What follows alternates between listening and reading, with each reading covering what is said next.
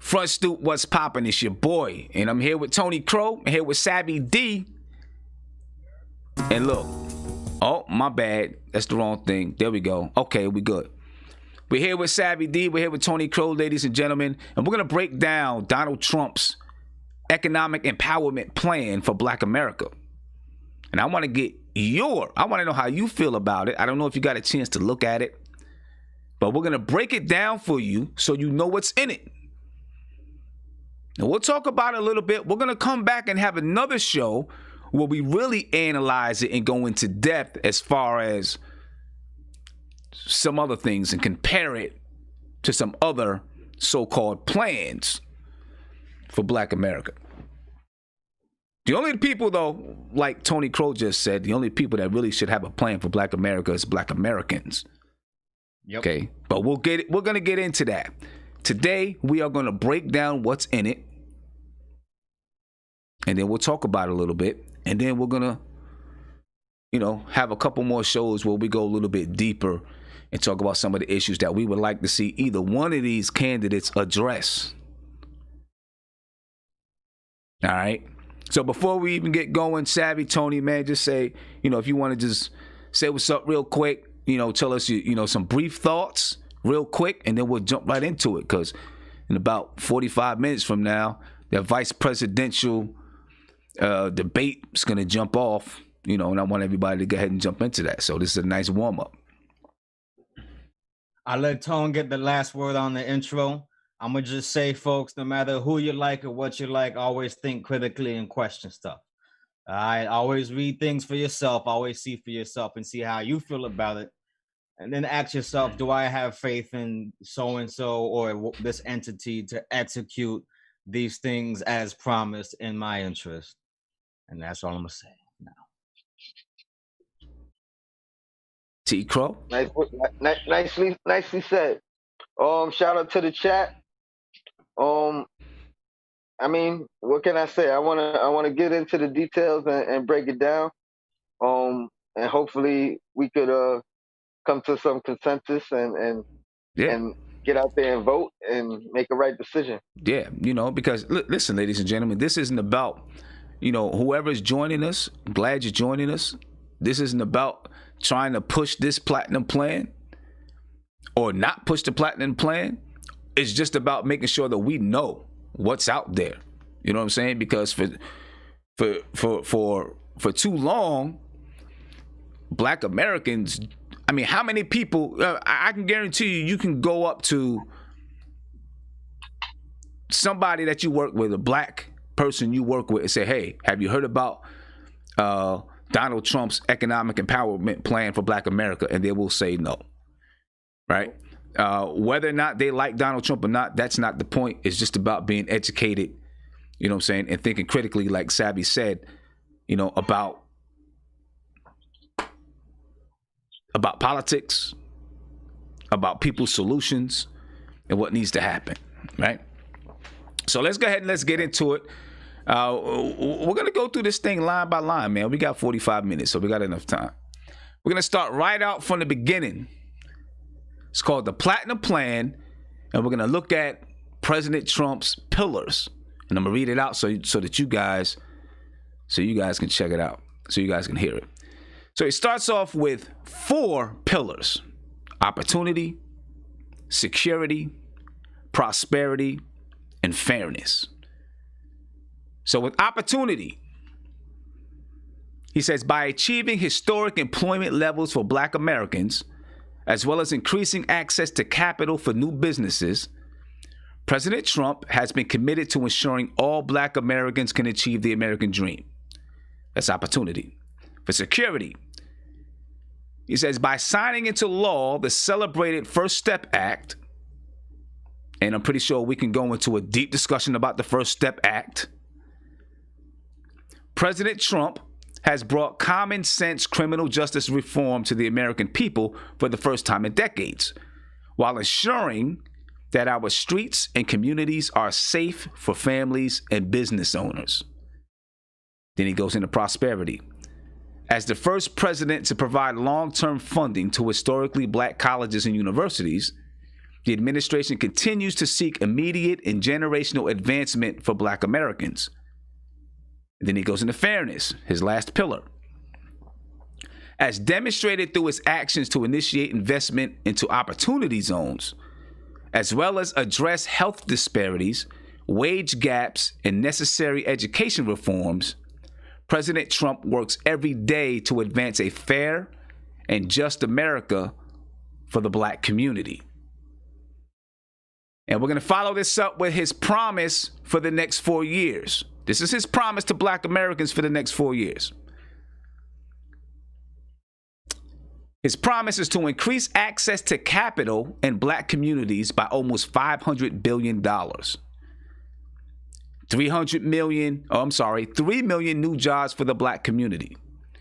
Creating 500,000 new Black-owned businesses. Increase access to capital in Black communities by almost $500 billion. Safe urban neighborhoods with the highest policing standards. I have an issue there. Commit to working on a Second Step Act. Access to better education and job training opportunities. Give Black churches the ability to compete for federal resources for their community. Bring better and tailored health care to address historic disparities. Immigration policy that protects American jobs. Advance home ownership opportunities and enhance financial literacy in the Black community. Onshoring manufacturing to advance jobs and develop opportunities for Black-owned businesses. So that right there, I read to you the pillars, and I read to you his promise for the next 4 years. So before we even get into looking at some of the details, fellas, what do you think about what we just looked at, or what I just read to you from Donald Trump's economic plan, economic empowerment plan for Black America? Well, the promise is what I was talking about, off air, with him saying 3 million jobs, or 3 million Black owned businesses. Like, it's just confusing how he has a plan for us to open businesses. Mm-hmm. Like how does that work? How do you give us Black owned businesses? Only we can give us Black owned businesses. You know what I mean? It just feels like stuff that he's throwing out there that if you just read it, it sounds great, but like without context, it doesn't make any sense to me. He's saying 300 million jobs, or whatever the numbers are. Like, how are you giving us jobs? Are these jobs only jobs for us? Like, how does that stand? You know what I mean? Like, mm-hmm. Mm-hmm. And I think that we have opportunities to jobs that we didn't have opportunities to before. Like, it just doesn't sit right. Hearing it like that. Okay, so I think they attempted. And I'll just say attempted, because some people may think they did it, some people may think they did not do it. Attempted to break it down into more detail, right? So as we move on to the next part, we'll look at and be able to keep those questions in the back of your mind and see if it answers some of your questions, right? As far as, like you said, how do you know it's going to be 3 million new jobs, right? And what kind of jobs are they going to be? Black-owned businesses. How are you going to spur along that opportunity? Exactly. Right. And also, this is not talked about enough, but people are always talking about unemployment. We're not saying enough about underemployment, where people are what we call the working poor, where they are working as much as they can. They cannot afford to miss a day of work, and they still live and earn a wage below the poverty line, right? So these people wind up in a state where they're restricted from using their time to pursue more lucrative means of building wealth, right? And stuck in a loop of circumstances that keeps them busy and working and unable to break out of this poverty cycle. So that's a very important distinction to request, to look for, to inspect when we talk about 3 million new jobs for the Black community, right? Another issue I have, like you said, Sim, the safe urban neighborhoods with the highest policing standards. Whose standards? Right. Who sets the standards, and whose standard of success are we going off of when we, assuming that he honors the plan, right? Because he's going into his second term. So there's nothing to lose from breaking promises in your second term. You're not running again. Exactly. Right? So we need to understand who is going to be the arbiter of success and dispensing the task forces and the legislation that's going to lead to all of these things being done, and how it's going to be distributed state by state according to the needs of communities across the U.S. Right. And I'm sorry to cut you off. I don't think he really, and I say he because this is supposed to represent him, but I do not think all of these ideas that are laid out in this plan are his ideas anyway. And I'll talk a little bit about that later. Right. I think he had a group of people, hey, come up with this plan. Here you go. Here's a plan. Read this. Right. Right. And on that note, Sim, real quick, the last thing I'll say about his promises is that it does sound like he has one contingent of Black people that he has there who all seem to agree with each other. Right. Yeah. But might not be representative of the different walks of life. Exactly. And Real quick, I want to point out the opportunities with schooling and education. A lot of that, I mean, it's not just a Black issue; it's more of a poor issue. So I mean, it doesn't have to be directed towards us. Like the education system, just like a lot of the systems in this country, aren't up to par. And if you don't have money, it don't matter if you Black and don't have money, or white or Asian or what. You don't have the money, you don't have the opportunity. Yeah. Okay. So, yeah. No doubt about that. And looking at that, I'm gonna get to this caller real quick, but before I do, talking about the policing, right? Where he said what he said. He said safe urban neighborhoods with the highest standard policing. Right, with the highest policing standards, like you were saying. Who is the gatekeeper of those standards? But then still, I don't think he understands the relationship between the Black community and the police. I don't think so either. So when you say the highest policing standards, that again sounds like a call for, we're gonna lock you up. Law and order, right? I don't think he doesn't get that, or his people, whoever wrote it, don't get it or understand it. Caller, you live? What's poppin'? How you guys doing, bro? I'm good, my brother. How you feeling? I'm feeling good. My name is Jonathan, by the way, and coming from Orlando, Florida. All right. Shout out to you, my friend. Thank you for calling in. Town. What's up? But looking at this plan that Trump is doing, it sounds good and dandy, but you guys got to remember that this is the man that denounced white supremacy, that didn't denounce white supremacy, but told the Proud Boys to stand by, right? So by him developing this plan, it's like, yes, I see black people. Yes, I see. They don't trust Joe Biden. So I'm just gonna sneak in and just come up with a plan myself and just trying to buy their attention so they could steer their focus on me instead of Joe Biden himself. Listen, you're right.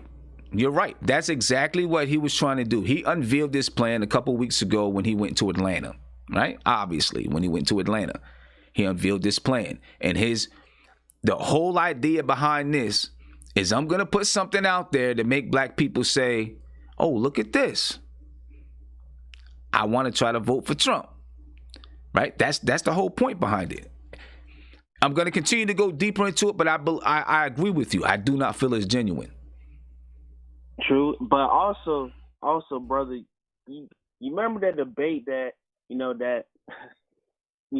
kindergarten debate that he had with Joe Biden, and how he said he has the highest support in our community, the African American community, right? Right. But he said, yeah, go ahead. My bad. I see how his one of his campaign videos that he did, and how they show a flick of him freeing us, right? But he did that, but at the same time he was talking down on us, right? Mm-hmm. So by him showing the video of him freeing us as brothers and sisters, he's like, all right, you know what, black people, this is what I did. This not what Joe Biden did. You remember he said, I did much for the African American community 47 days than what you did in 47 years. Right. But you talking down to this, right? It doesn't make sense. So it's like, okay, this almost 4 years you had. Going back to what I was saying, you coming up with stuff just because, in all actuality, in my opinion, I feel like, brothers and sisters ain't really feeling Trump. They just, you know what, Joe Biden, he's sketchy. I may not support him.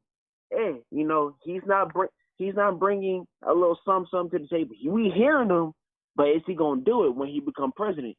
So that's what Trump is doing. That's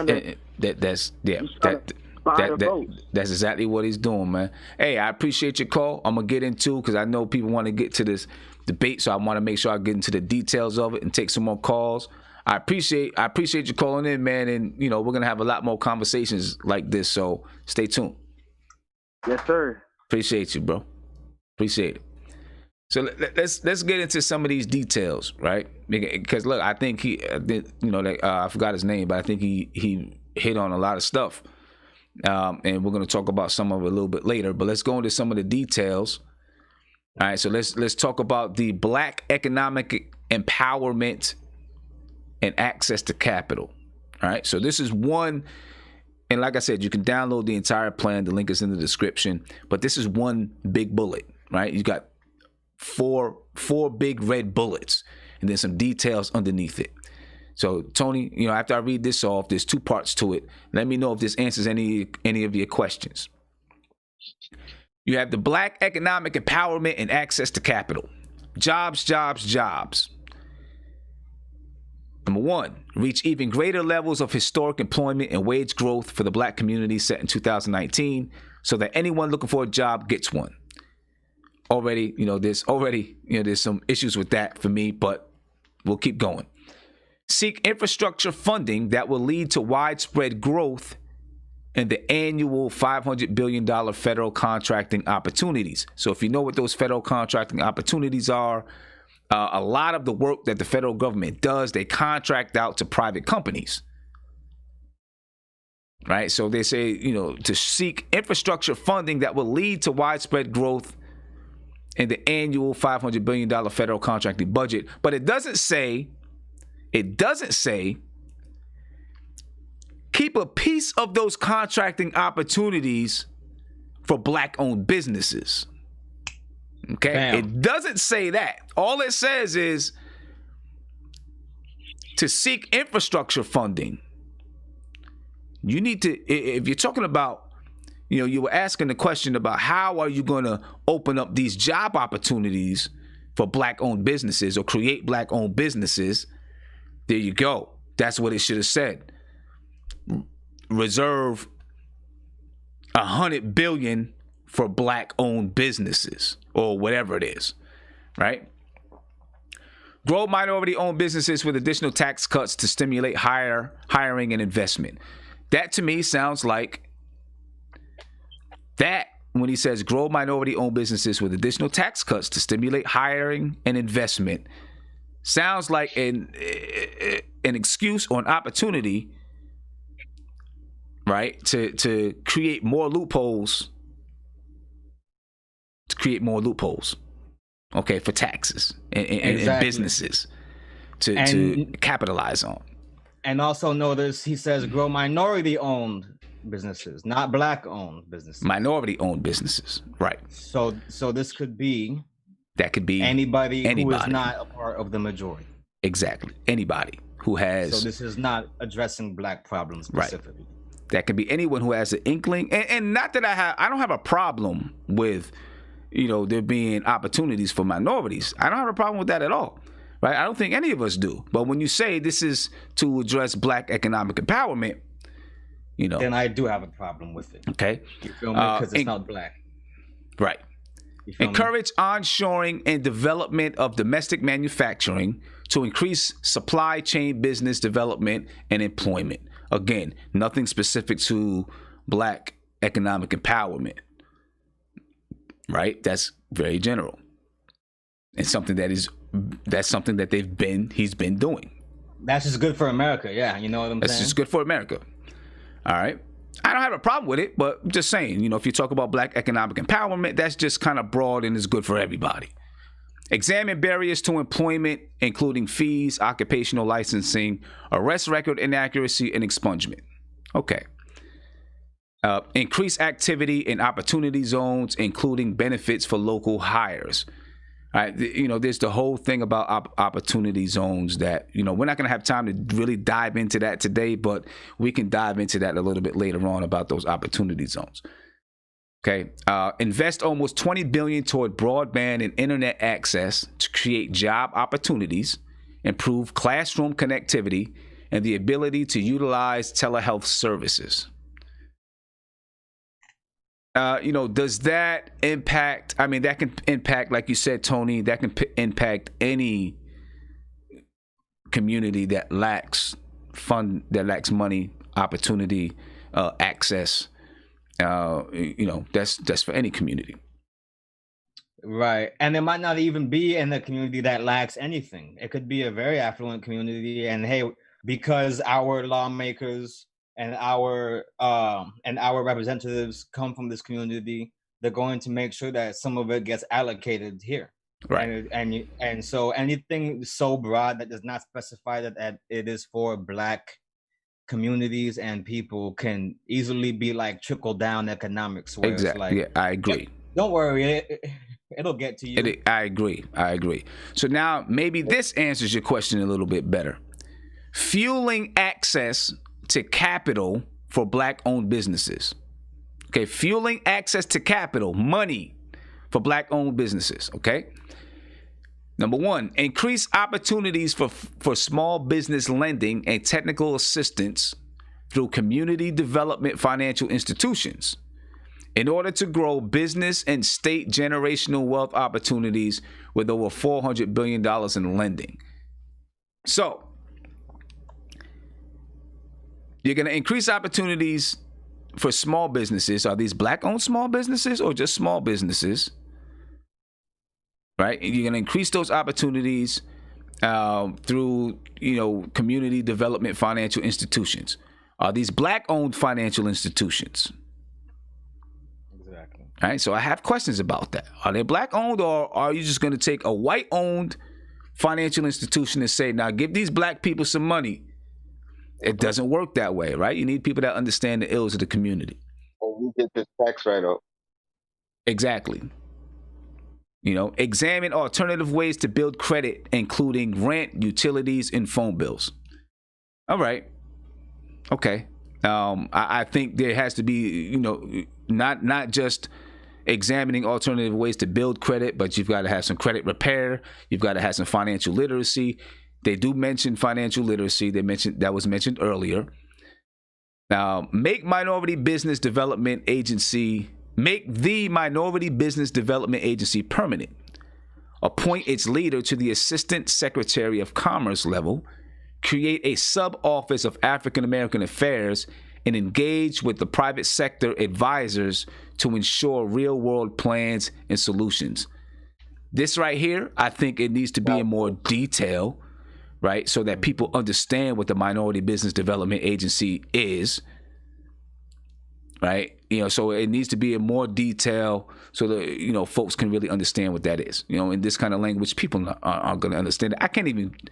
I know what it is, but I can't sit here and break it down like it should be broken down, right? They need to break that down. By the way, I'm not African American. I'm Haitian American. So the Black American Affairs should be its own thing that does what the MBDA does, but not for minorities, for Black Americans. Thank you. Okay. And the Black Plan, you know what I'm saying? And the Platinum Plan for Black people. Right.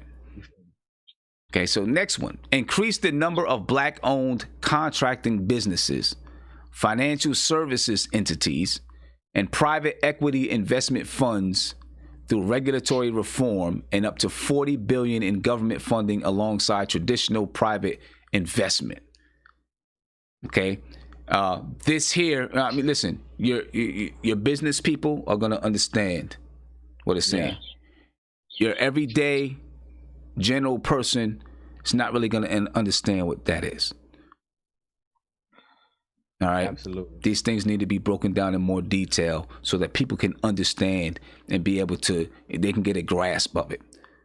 Okay. But do I like that one? Yes, I do. Yes, I do. Yes. I like it. I like that one.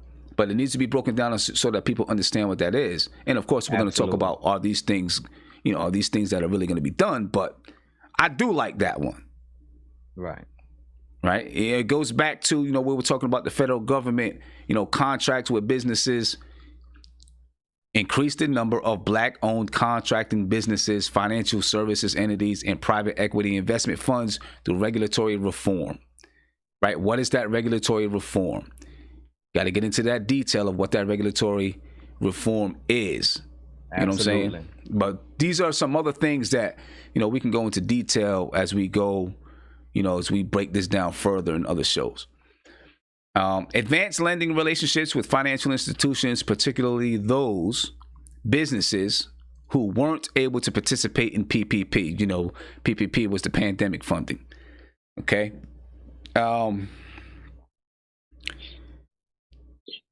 I really don't know here nor there how that's going to impact. I guess it will. That's going to impact everybody. Okay. Host senior executives from major financial institutions on a quarterly basis to advance new and equitable lending programs for Black communities. I like that one. But, okay, so you're hosting these senior executives from major financial institutions. You need to have some Black people. You need to have some Black businessmen and women in these meetings to talk about how you advance new and equitable lending programs. And you need to have Black banks, right? Black financial service entities, like what was mentioned earlier, right? As part of these senior executives. You know what I'm saying? Not just white men and women or white-owned corporations that lend money to Black communities, and then therefore benefit from the interest that's paid by the Black communities, or benefit from the interest that's not paid because you go after their houses and their cars and their property and this, that, and the other thing, or they sell the loan to some other business. You get what I'm saying? Exactly. Right? So they still shark off of the community. These need to be Black-owned financial institutions. Right. And and senior executives. Right. And there needs to be a regulation on, like you said, any sort of interest rates or things like that keep them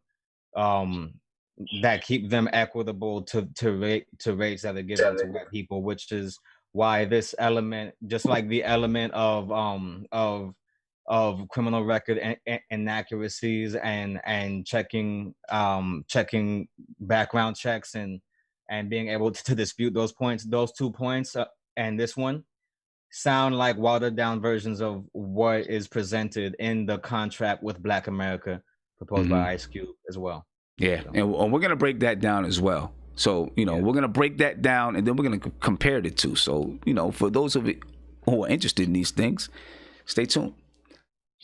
All right. So, there's some holes there. There's some holes there that obviously need to be talked about and worked through. I don't know who his group is, who his team is. We'll have to do some more research on that. Let's move on. Let's talk about more education opportunities. All right, so the next part of his plan, more education opportunities. Education African Americans can choose. Okay, so you have number one, federal, state, and local community partnership to close failing schools to replace with full school choice and education opportunity to put American parents back in control over their children's future. All right, so that's just not for Black people. That's for everyone, right? Exactly. Increase childcare tax credits and provide greater access to quality preschool. So who is that greater access to? Are you saying greater access to quality preschool for Black Americans or greater access to quality preschool for all Americans? Right? I mean, if it's for all Americans, I get it. Okay. But you got to make sure that those schools that have, you got to make sure, like you say, quality preschool in those neighborhoods that Black people live. Not just a babysitting service, quality preschool. All right. And I don't know how you guys feel about school choice. How do you guys feel about that? I think that if Lori Loughlin can get to choose which minimum security prison she's going to go to for a week or a month or however long, then the woman that got sentenced to like over a decade in prison, should be treated probably just as lightly as Lori was treated in that situation. In this situation, the more affluent white woman had deprived another person, a student, of an opportunity in favor of her own child, and that was not the case with the woman who was sentenced to over a decade in prison. So I support school choice. Mm-hmm.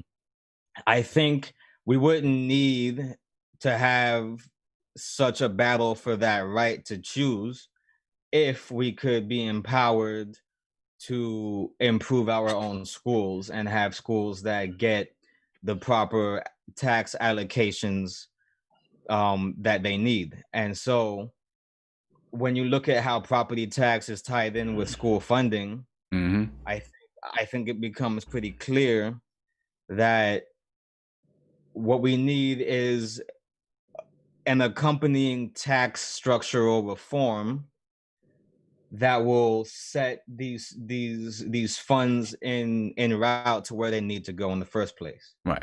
Let me ask you this. If a school in my community is not failing, right? Let's say I live in a Black community, right? Mm-hmm.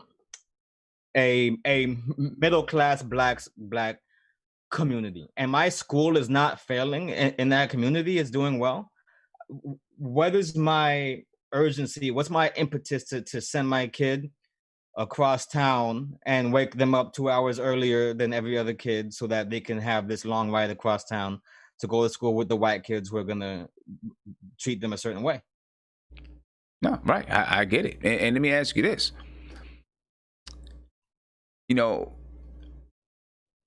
School choice in DC, they have school choice, right?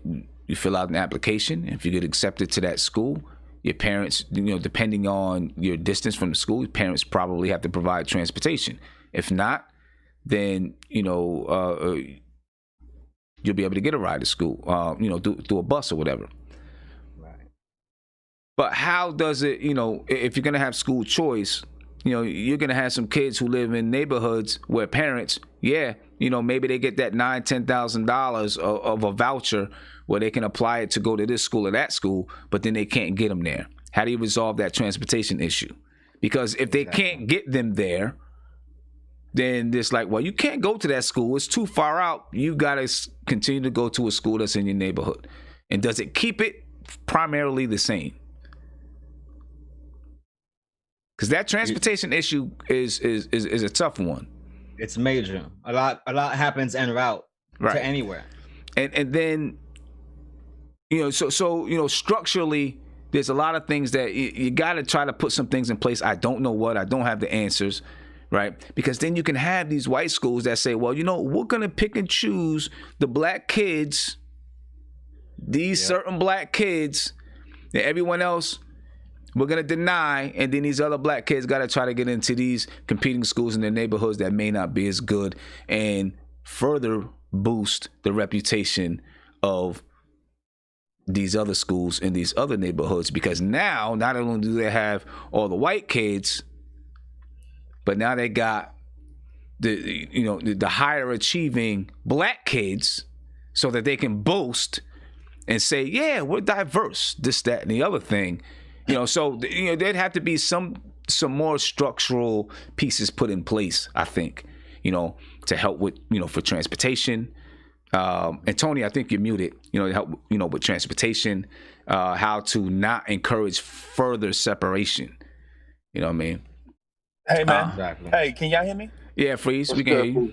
Hey, so how do y'all feel about remote learning as an alternative to transportation to the schools that you choose? I think that, that could be cool. I think the issue there is, comes down to, does the family have internet connectivity? Does the family have a laptop? Does the family, is the home environment conducive to learning? Exactly. You know what I'm saying? So those type of things, I think, come into play. Especially when you're talking about a younger child, kindergarten, first grade, second grade. When the you talk social about aspect is part of it. So. I was thinking more like when you mentioned it, I was just thinking more high school age, more middle school age, right? Where kids already have the experience of learning and have understand the student teacher dichotomy already. As far as that though, with little ones, those first few years are so delicate in the learning process. I think sometimes you need for them to be in that classroom setting, comfortable, exactly, and learning social skills and academia at the same time. Yeah, because that learning environment too, like Savvy said, is so important. You know what I mean? Right. Not just the learning environment, but a lot of kids coming from our neighborhoods, they go to school and they get breakfast, they get lunch. They might not be getting that at home.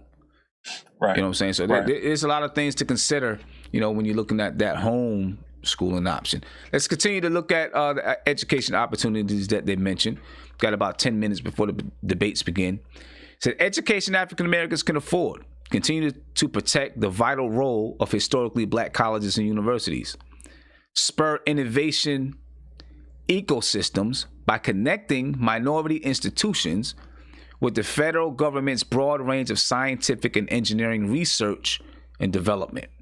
Say that again. Spur innovation ecosystems by connecting minority institutions with the federal government's broad range of scientific and engineering research and development. I need to think through that one myself. Listen. Connecting minority, not black, minority institutions with the federal government's broad range of scientific and engineering research and development. Yeah. And now to me, that sounds like a very good thing. Bring some more STEM incubators and training centers. Sim, I have talked about this with you, like just in passing, and also, this also reminds me of Russ Thomas's Federico Center. Yeah, Federico House. Right.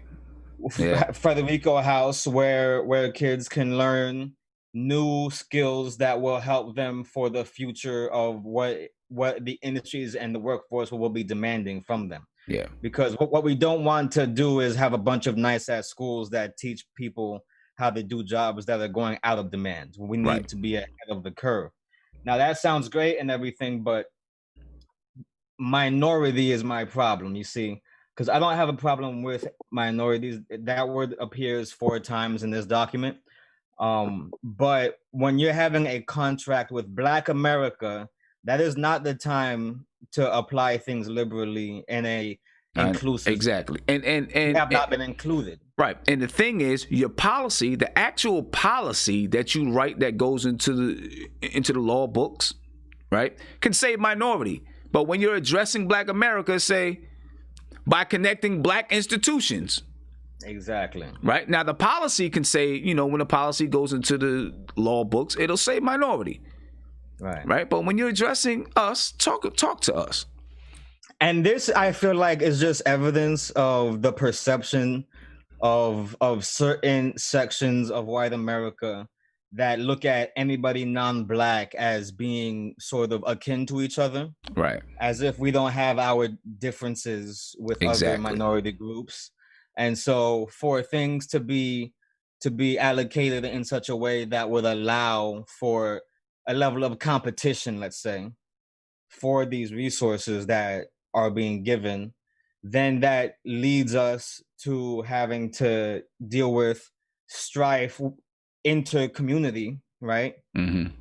And tension that comes out into community where people think, oh man, these people and those people should get along just fine, but the point is that we don't, because the culture of anti-Blackness has established that anybody who comes to America can immediately jump ahead of the status of a Black American.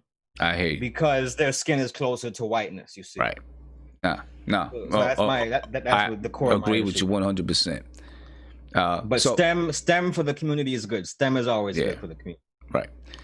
Then they have increased the amount of Pell Grants and allow for vocational employment and second change homecomers. And then advanced targeted apprenticeship and job training programs. All right, targeted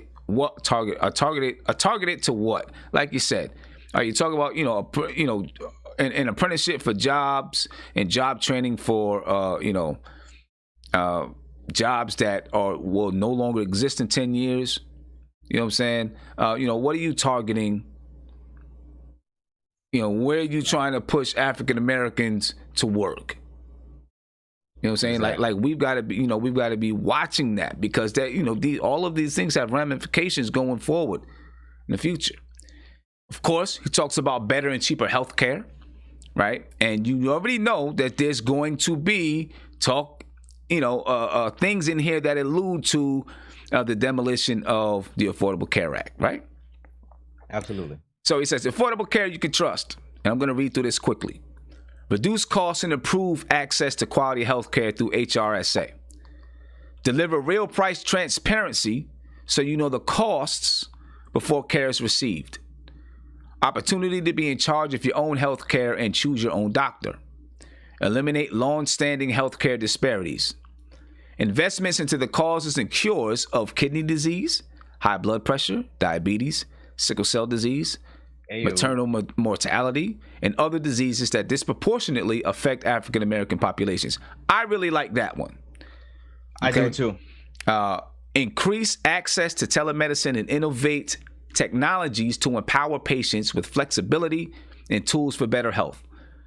Public-private partnership to develop healthcare facilities in low-income areas, and defend religious freedom exemptions to respect religious believers and always protect life. Most of this here has to do with everybody, right? Not really, it has to do with everybody generally. Okay, not just Black America. But I really do like, and I think Tony Crow liked that one too, the investment in research for diseases that typically impact Black Americans. Tony Crow been quiet over there. Yeah, I'm here, man. I'm here. Okay. Oh, you gotta throw COVID-19 on that list too. Yeah. No cap. And, You know, Safety and justice. You want to right. run through Safety and justice. We're going to run through safety and justice. Obviously, this is going to be a big one, right? that? You got safe streets, safety and justice. It says safe streets. Continue to make historic improvements to the criminal justice system through common sense actions like the First Step Act, including increased use of drug rehabilitation versus drug incarceration. Announce a national clemency program to unite families and invest in human potential, focusing on wrongful prosecution and rehabilitation. Restore safety to Americans. It should say Americas, right? Restore safety to America's great cities by working with police departments, community leaders, and mental health professionals to install the most responsive, professional, and accountable models of policing, including diversity training and accreditation standards. Although, in the debate with Joe Biden, he talked about this diversity training and said it was evil to America.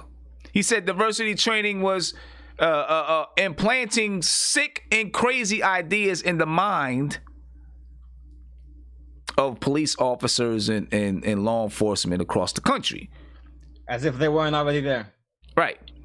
So what sick ideas, and this really got me, what sick ideas, and I know we got a couple minutes left, what sick ideas does diversity training put in the mind of law enforcement officers?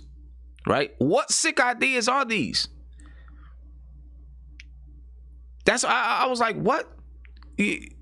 Diversity training is pushing sick ideas on our officers. So what are you saying? It depends on who's doing the diversity training. If you're not a diverse person and you're reading diversity training off a paper, nobody's gonna get it. You know what I'm saying? But if you're a person that have lived a diverse lifestyle, you mingle with people and understand and respect other people's culture, then you can train somebody, in that thing. But if you don't have experience doing it, you're not going to do it right. Well, no, I get that. I get that. I think part of that, you gotta make them more diverse. Like I was saying before, when police used to patrol and work in the same neighborhoods they lived in, they was in tune with the community. So if the community is diverse and they live in a diverse community and now they work in a diverse community, they're not gonna look at everybody as animals. They're not gonna look at everybody as a suspect. They're gonna know family members of people where they could communicate. Like, I know your mother, I'm not gonna shoot you. You know what I mean? Right. And look, he basically, in that debate, he basically said that diversity training is reverse racism. He said, if you're a certain person, and basically what he was saying is, if when you take this diversity training, that what this diversity training is saying is that if you're a certain person, you're not worth anything. And he was saying that diversity training is teaching people that if you're white, you're not worth anything. That's what I took from it. Exactly. That's what I took from it. You know what I'm saying? Right. And he was basically saying that it's reverse racism. Yep. That's what I took from it. Because the original racism is how it should be. This is reversed now. Exactly. So exactly. So I was wrong. right. Hey, Sim, I gotta get out of here. I just wanted to say one thing before I go. First of all, I just wanted to say, hey man, thank you for doing this. Because this right here is awesome that you're doing. Appreciate it. Breaking this thing down for brothers and sisters to understand this thing. Because at first sight, if would it just thrown out there, people would have jumped on it. Like, Trump is our friend. You know what I'm saying? But they don't realize it's the same dude that took a 2-page ad out in the paper to persecute the Central Park Five, claiming them to be guilty before they even went to trial. Right. Yep. Right. Exactly. Yeah. So, but I ain't gonna listen. I gotta run. So I just want to say, man, thank you for doing this, man. I love. Our time is up anyway. We all got to run. Yeah. We all getting ready to run. So appreciate you, bro. I'll holler at y'all, man. All right. Sound like he had his thumb maybe covering the mic, but it's all good. Yeah. And then the second part of safety and justice was prosperous black communities. Right? Champion federal policy reforms to advance home ownership initiatives. Partner with local leaders and black communities to ensure maximum federal support for neighborhood revitalization. Got to be careful of that one right there. Because that sounds like it could be, yeah, we're going to partner with leaders in your black community so that we can understand how we can convince everyone in your community that it's okay to gentrify. Okay. And also not every black community is black led. That's exactly. Exactly. There's a lot of white leadership of black communities that do not care. Exactly. And you know what? Just real quick before I read the rest of this, if you get a chance, ladies and gentlemen, watch the movie Vampires vs. the Bronx. It's on Netflix. Okay. Ooh. Underlying tones of gentrification in that movie. We're going to talk about that on another occasion. But if you get a chance, watch that, and then we're going to talk about it. All right. He said, make Juneteenth a national holiday. Whatever. I mean, if you think that makes us happy, that doesn't make us happy. We're going to celebrate that anyway. Okay. Prosecute the KKK and Antifa as terrorist organizations and make lynching a national hate crime. Before you do that, would you just get up and denounce white supremacy? Okay, do that. Fuel black farmers and access to healthy foods to address food disparities. Favorable trade deals to bring back manufacturing jobs and help black contractors, farmers, investors, and consumers. Defend religious liberty in African American churches that lift the conscience of our nation. Collaborate with cities and counties to address mental illness and substance abuse. I mean, this, things in there are just, it is what it is. We're going to get a chance to look at this again and break things down a little bit further, ladies and gentlemen. I do want you to get to the debate. All right. I think it's important that, that you just know all aspects of everything. The last thing that I want to say to this is that, like I said earlier, to me, this was written down by a group of black Republicans, looked at some things that they were already doing, said, let's throw this in here, right? Make a plan that looks and sounds good, and let's give it to them. Because when Trump was in a debate with Joe Biden, and they started talking about social justice issues, and they asked about, how would you address racism in America and blah, blah, blah. All Donald Trump could do was try to talk about law enforcement and how Joe Biden wouldn't say law enforcement. He wouldn't denounce white supremacy. If he really felt this plan, and even though it's not perfect, but if he felt this plan and this was in his heart, he would have said, let me tell you how I am going to address social injustice. And he would have started talking about this plan, right? This is how we are going to do it over the next 4 years. He would have started talking about this plan. Not one mention of this plan. He did it as a ploy because he was going to Atlanta and he noticed, that, like the caller said, maybe everybody's not fully supporting Joe Biden. There's an opportunity here. Let's try to jump in. That's all that I see from it. Exactly. And people, I'm not going to endorse anybody, but just understand it's easier to hold accountable a first-term president than a second-term president. Very true. Very true. There was always the fear that if I don't make good on these promises in my first term, then I'm not going to get a second one, and no one wants to be a one-term president. Exactly. That's all I'm gonna say. Enjoy the debate tonight, folks. Yes, sir. Tony, you want to jump in, knock off anything real quick before we get out of here? Nah, I'm good, man. I'm ready for this debate. I'll see you in the back half. Man. Ladies and gentlemen, I appreciate you guys. We're gonna talk about Ice Cube's contract for America. We're gonna talk about that. We'll let you know when it is. Tonight at 10:30, after the debate, we're going to be doing the Lovecraft podcast, live podcast. So make sure you join us for that, ladies and gentlemen. That's going to be pretty dope. All right. Fire. We're out of here. Enjoy the debates. Peace. Hip hop.